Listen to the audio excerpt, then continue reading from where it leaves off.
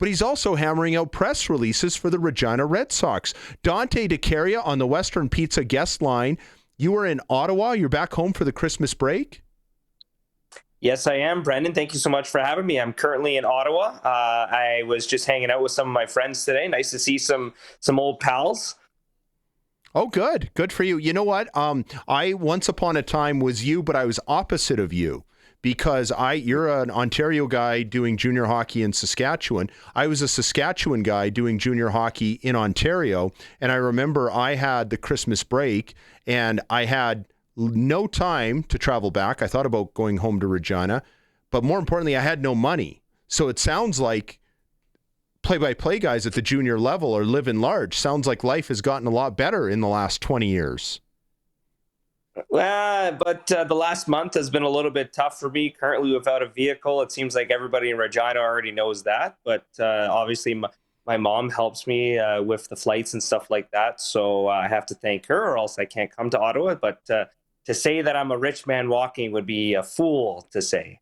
Oh, come on. I've seen your house. Hey, are there any Senators games that you get to check out while you're at home? Okay, so one of the reasons why I flew to Ottawa was because, and this was obviously months ago, like back in October when I booked the ticket, but I'm going to be flying to Toronto to spend the Christmas with some of my other family with my mom in a couple days. So I flew to Ottawa to specifically watch the Chicago Blackhawks play the Ottawa Senators tomorrow, and to spend time and obviously catch up with Connor Bedard. He got hurt, obviously, on Friday in St. Louis, so he's not currently in Ottawa, so I don't have the chance to see him. That was the reason why I actually flew into Ottawa specifically for today. Unfortunately, I'm not going to the Sens game anymore. So you completely whiffed on your trip home to Ottawa. You had big plans and it totally fell apart on you. It fell apart, but freak accident with 0.8 seconds left on the clock. Braden Chen, a good Saskatchewan boy up in Saskatoon there, unfortunately took out our boy Bedsy. Well, my heart is bleeding for you, but you get some time back home, and I feel bad for Connor. Even worse for you, because I'm sure you were looking forward to this encounter more than he was, dare I suggest. But no, I think you're right about that. Well, sorry that it didn't work out. Speaking of whiffing on things, actually, I got to show you this. So Buddy showed me this on Marketplace the other day. This sweet lid, I picked it up for $15, and it's an old retro 1980s Regina Pats lid, and you can see it here on the YouTube feed. Have you ever seen a better buy for $15? Have you ever had better value for a $15 purchase than this sweet mug? No, because I have a sweet tooth. I tend to spend a little bit more money than $15. I'm not very good when it comes to saying no to certain items. When I was down in Seattle on the U.S. trip with the Pats, I went to see the Everett Aqua Sox team store, went to go see the stadium there, which is the high A affiliate of the Seattle Mariners, and ended up buying a whole bunch of stuff from the team store. So I'm not very good with this kind of stuff. So that is a great deal. Good for you. You know, I see all these people, they always want like Connor McDavid jerseys, or they want a Tom Brady jersey. And I have no interest in any of it because there's a million of them out there. And the more that they're out there, the less valuable they are. I collect CFL jerseys. I've got a Vince Ferragamo Montreal Alouettes jersey. I've got a Tom Burgess silver Ottawa Rough Riders with the Flaming R's. They only had that in the early 90s when things were really Bush League in the CFL. That's interesting. All this other stuff is just, who cares? Like, it's like people trying to fit in. And the best advice that I ever got from my old man was everybody's trying to fit in, and nobody ever made it anywhere in life trying to do that. Stand out, have your own identity, and be your own person. That's the wisdom I'm going to give you before your Christmas break. Hey, listen, I wanted to talk to you about a few things. First of all, I completely whiffed on my interview with Maddox Schultz, and I didn't ask him about his first goal. I remember when Connor Bedard was here, and the first thing that really got my attention was how when he was on the ice, you knew it, whether he had points or not, just the way things changed on the ice. Now, that was a little different. He was in his 17-year-old year, and he had been around for a while. What do you notice the most about the impact a young Maddox Schultz has when he's on the ice with the Regina Pats? Well, I have to ask you this first, Brendan. Are you going to ask me about Liam Pugh's impact as well after? Yes. I know. They're a package deal. Yeah. it's a package deal, but I really like Liam. I think he's really coming on. I think that this kid has got an amazing ceiling. Like, I think Liam Pugh is the real deal. Everybody wants to talk about Maddox Schultz. Well, how about Liam Pugh? Seriously, right? Okay, I'll answer your first question, Brendan. Maddox Schultz. The first thing that I've noticed is that he doesn't cheat the game.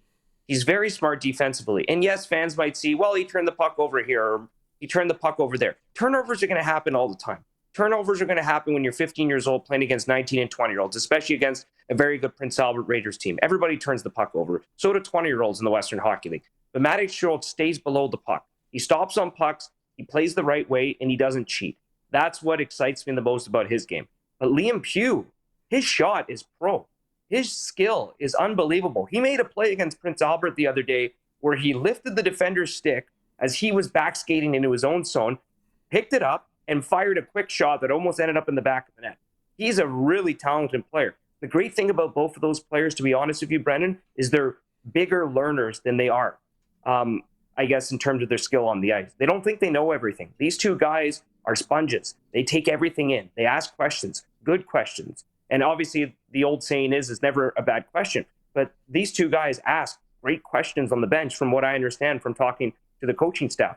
That's the great thing about these two players. But Liam Pugh, you look at his size, I love his ceiling. I think that he's going to be the better scorer. Maddox Schultz is probably going to be the better 200-foot complete player. Interesting. I wanted to know, are they both eligible to play the rest of the year? I know that they both have eligibility, or Maddox does, to play half a season. Has he? Okay, so they could. Is that the plan? Well, are they both going to play every game? Brendan.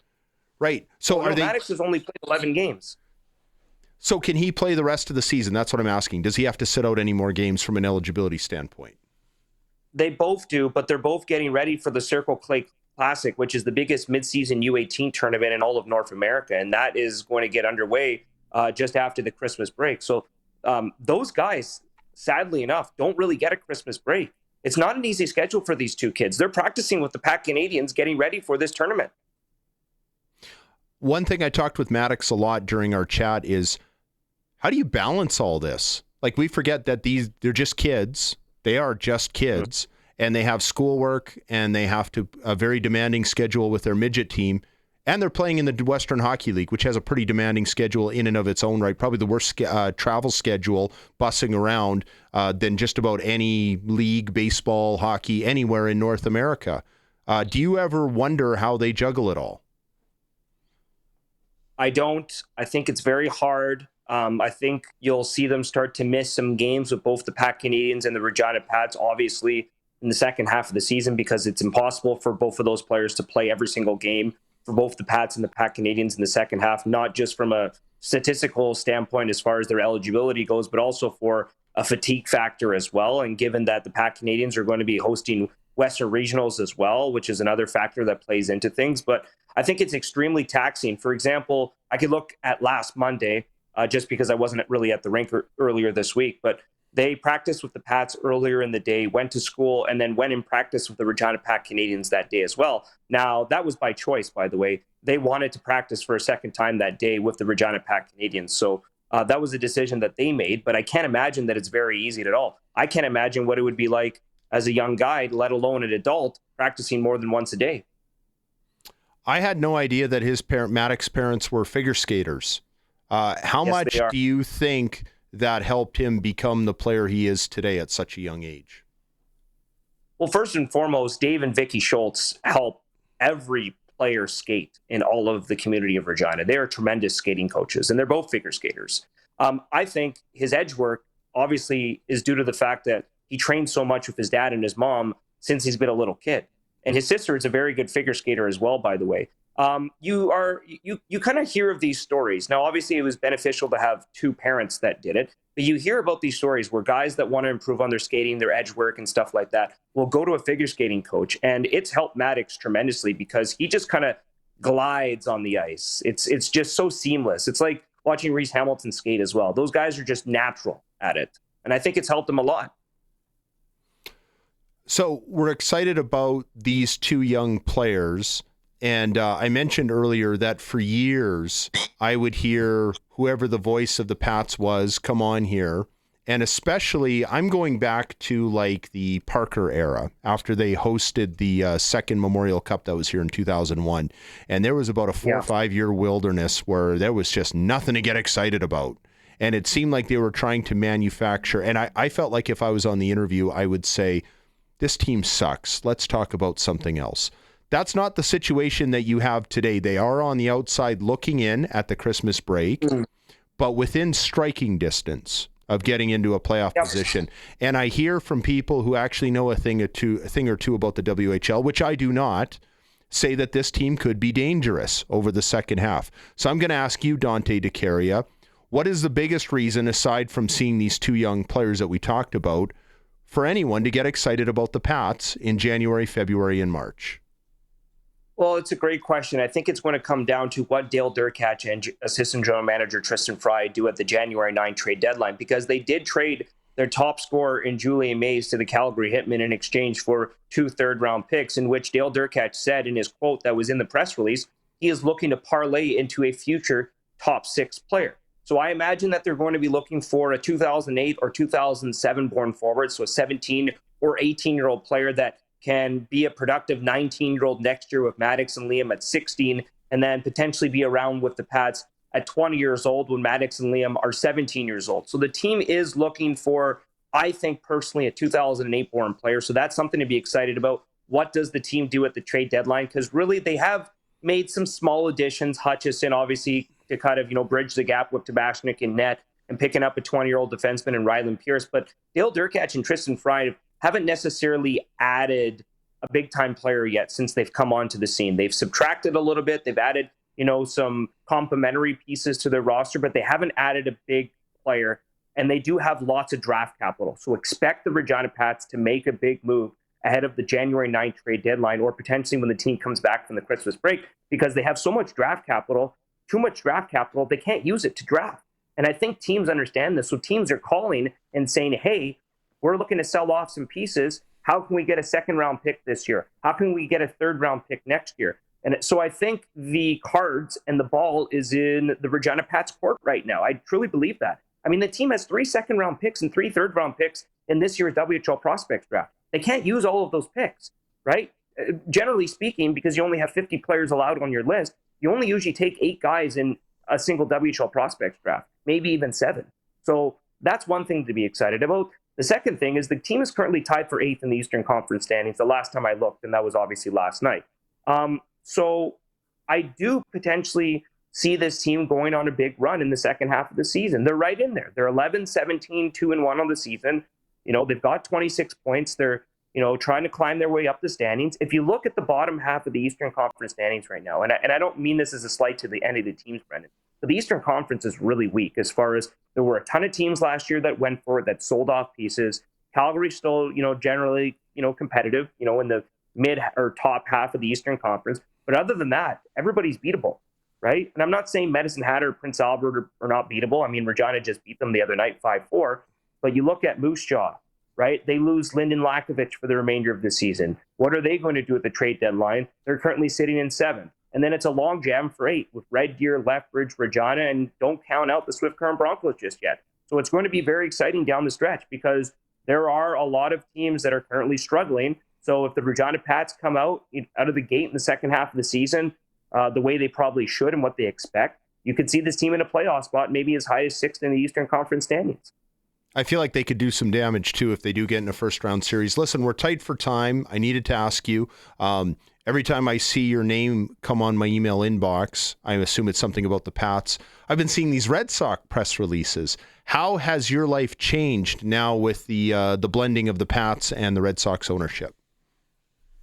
I guess up until last week hasn't changed too much, to be quite honest with you. But, the Pats do own the Regina Red Sox as well. Obviously, Queen City Sports and Entertainment Group with Sean Semple.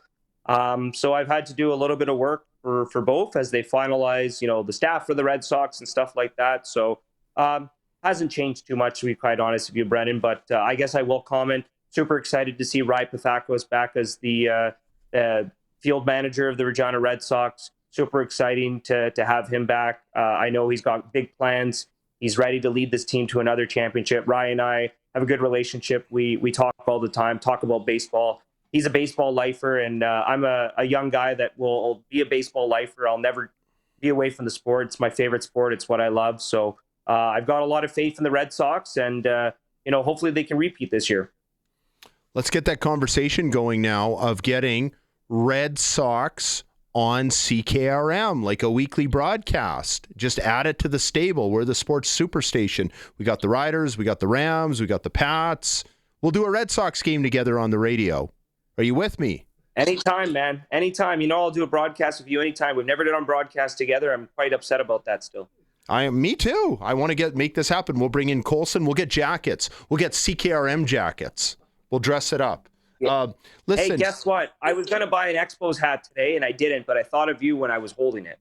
Thanks. I'm touched. That's all I need to hear. And I'm glad that you didn't waste your money on it either. And listen, I know you're disappointed you don't get to see Connor. Use this time to hang out with your mother, okay? Someday you'll be glad you did. Go enjoy the holidays, and we'll see you in the new year. All right, sounds good. And my friends are currently watching the stream right now, and just letting them know I'll be there soon. Okay, good. Glad that you had to communicate through us to get to them. You had to route it 3,000 miles away.